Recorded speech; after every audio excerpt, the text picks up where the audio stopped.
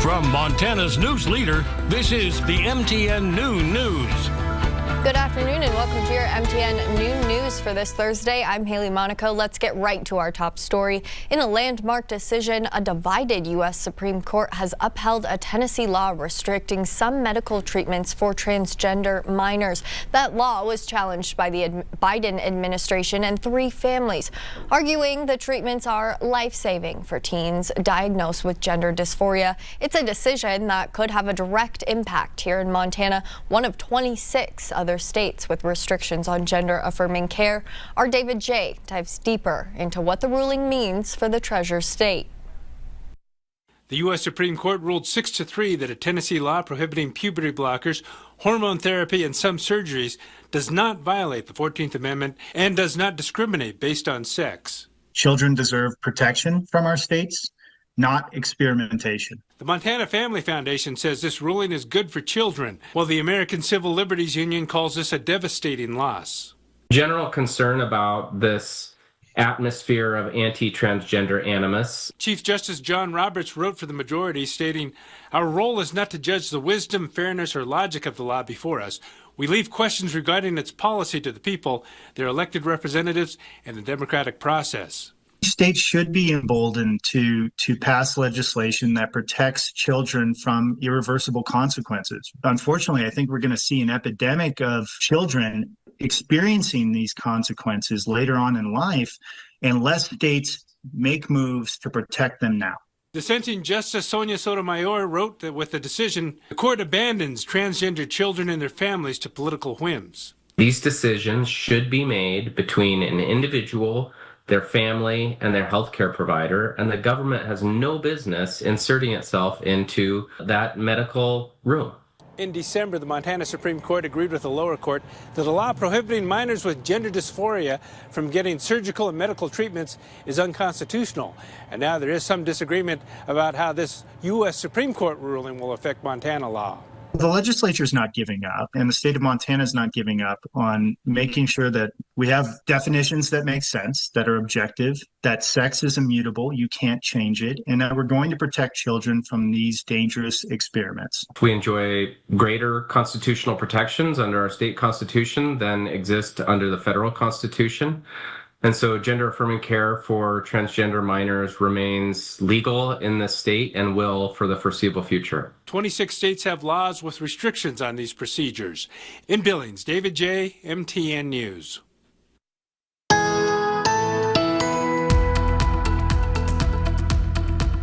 Just very quiet on Doppler radar. You see a little activity moving out of eastern Montana towards the Dakotas, but we expect the system to really start to amp up a little bit for this afternoon. At least some chance of thunderstorms that could create some gusty winds. Anything in the green shaded region, basically all the southern half of Montana extending off towards the Dakotas, the possibility of strong to severe storms with wind by far being the #1 threat. But there is in the light green shaded areas indications that pretty much anywhere in the region could see some strong storms. Tomorrow, areas across Montana, once again, some chance of strong to severe storms, perhaps even more so in northeastern Montana. Now time for today's leading look as we follow some of the other stories making headlines across Montana. There is an evacuation warning for a growing fire southwest of Helena. The Lewis and Clark Sheriff's Office said residents on Rimini Road and all feeder roads south of Bear Gulch Road should be prepared to evacuate if the Jericho fire begins to grow. The fire is burning about 5 miles south of McDonald Pass and estimated at 188 acres. Tuesday afternoon saw increased burning as the blaze crossed into the Minnehaha drainage. Around 140 people have been assigned to the fire, as well as multiple helicopters and heavy equipment. According to fire managers, the fire was started by lightning and it was first reported on Sunday. It wasn't your typical bank robbery. Yesterday afternoon, 59-year-old Mark Gilbert walked into First Security Bank and reportedly stated, "I'm declaring this a bank robbery." Gilbert then demanded the teller give him $1. He then walked away, put the dollar bill on another countertop in the lobby, and allegedly asked the teller to call the police and tell them it was a bank robbery. Gilbert then sat on the steps in front of the bank until law enforcement arrived. Gilbert is being held at the Gallatin County Detention Center. And starting today, some Yellowstone National Park rivers and streams will be closing much earlier than expected. The Madison River, Firehole River, and Gibbon River will be shutting down daily at 2 in the afternoon. The closure is due to warm water temperatures and low river flows. Water temps have exceeded 68 degrees in recent days, and those conditions can be lethal to trout. The closure will protect the park's native and wild trout fisheries and will remain in effect until conditions improve. Yellowstone Lake and other lakes will remain open to fishing from sunrise to sunset. From Huntley to Highwood and Shepherd to Sheridan, much of Montana was slammed by severe weather at the beginning of the week. By now, you've seen the damage to homes, like this one that was completely flattened Monday in Shepherd. But that's just the tip of the iceberg when it comes to damage. In this afternoon's Montana Ag Report, Hannah Pettiferi takes us to 2 Montana ranches reeling with losses after their entire crops were wiped out, a scenario many across the state can relate to. This is all of the metal. Oh, you're gonna have to go. This is what remains on Norman Holland's shed. He got a call Monday that it was no longer standing where it always has. Literally blown away in a matter of minutes. Norman, you realize your machinery shed is gone? It's out in your field. And not only is his shed gone, Shepherd got hit the hardest. this swather was also swallowed by debris, a sight Norman is still trying to process. I'm just waiting for them to come out and look at it so we can start cleaning up. But not everything can be cleaned up. Looks like somebody went through with a lawnmower. 150 acres of what used to be 2 to 3 feet of malt barley is now flat. That crop out there is probably worth about $100,000. So that's a loss. You can see what it looks like when it's growing. Well, it hurts. Yeah, it hurts. It's a real financial loss. Just down the road, the MSU Agriculture Center of Research in Huntley is also facing the devastation. There's really nothing, we have no crops left on the station. Unable to replant. We'll have no harvest here on station this fall. Superintendent Kent McVeigh recalls similar damage from a 2019 storm. We may have as much damage this time as we did then.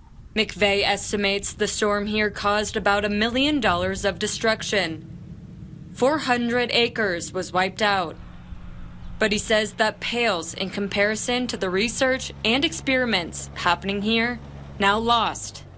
What's really priceless to us is the cost of losing a year's worth of data. A field day scheduled for Wednesday at the station was canceled because there's nothing to show. Corn was probably 1.5 feet, 2 foot tall before the storm, and it was just blasted down to the ground. Back on Holland Ranch, Norman too is now contemplating what's next. He didn't have crop insurance and is now trying to figure out a plan B. We might put a crop in like sorghum or Sudan grass or something. In Shepherd, Hannah Pettiferi, MTN News. Over last weekend, funnel clouds and large hail moved through parts of Montana, prompting renewed attention on how emergency alerts are delivered in Great Falls and Cascade County. One of the main tools local agencies use is Code Red, a public notification system that sends alerts directly to your phone, landline, or email during time-critical emergencies. Officials with Great Falls Fire Rescue say the system is designed for urgent situations, like wildfires near homes, chemical spills, or flooding that could require evacuation or shelter-in-place orders. However, you have to sign up to receive the alerts, and many people still aren't in the system. Code Red is not used for regular severe weather alerts. Those already come from the National Weather Service or apps like your local MTN News app, which you can download to receive alerts about your area for thunderstorms or flash flood warnings. Code Red alerts are free, but you have to register to receive them. To learn how, visit our website. Back in Shepherd, through all the wreckage, the community is rallying together in support of one family, the Daltons, who tragically had their trailer home ripped from its foundation and flipped upside down Monday, are still trying to piece together their lives. But as MTN's Charlie Klebs reports, it doesn't look like they'll be doing it alone. The work hasn't stopped. We were out here for about 10 hours yesterday. In the aftermath of Monday night's extreme storm, the Dalton family continues to pick up the pieces. Just kind of digging through the rubble, trying to find our valuables. While their search has found important sentimental items, like my grandfather's ashes. Seeing their scattered belongings and their overturned home is still haunting. Like every time we come back out here and see the aftermath, it's just like opening the fresh wound all up again. Things like children's toys, bicycles, the family freezer, and mattresses. I'm struggling, you know.